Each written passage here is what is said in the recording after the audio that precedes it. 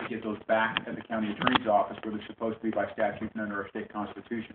We did that without one additional contested pleading, one additional contested hearing, saving all of that money that otherwise would have been spent, and to help set a new tone about how we were going to conduct government within the county, which was also important. And part and parcel of that in setting a new tone was providing an example of how I expected other officials to interact with me by how I interacted with them, by maintaining a measured tone, one of mutual respect and cooperation. Now, there are differences. There certainly are. And I'm looking forward to a change in the lineup next November. But that being said, I've got to work with them to make sure you get the government services you have every right to expect and deserve.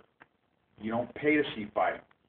I know the Republic likes to look for that and report on it, but that's not what you're paying taxpayer dollars for.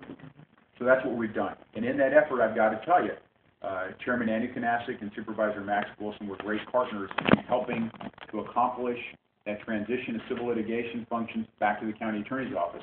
And consistent with that theme of service, I renamed the civil division the Civil Services Division.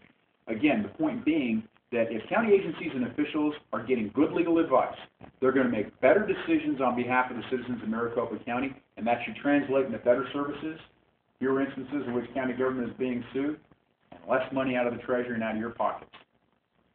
And that's the appropriate focus. In terms of fighting crime, crime is still falling in Maricopa County at a rate faster than the state of Arizona, which is falling faster than what it is nationally. In fact, from 2002 to 2010, crime in the U.S. fell by about 13%. Here in Arizona, it fell by over 27%. And a little bit more here in Maricopa County.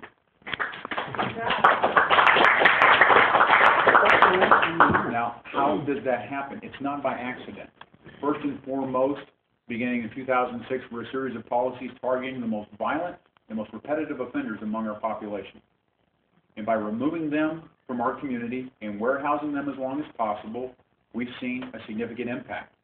In fact, at the end of 2009, Arizona prosecutors commissioned a study to find out whether or not we had the right people in prison. And in sum, 94.2% of people in prison at the end of 2009 were there for a violent offense or a repeat felony. Exactly who should be there.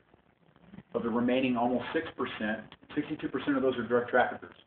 And half of that whole population, almost that 6%, were in the country illegally.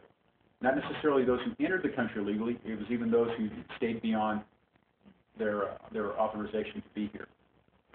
Now, I mention that to you because arguments for sentencing reform or arguments to limit the number of nonviolent first offenders in prisons or to limit the number of first-time drug offenders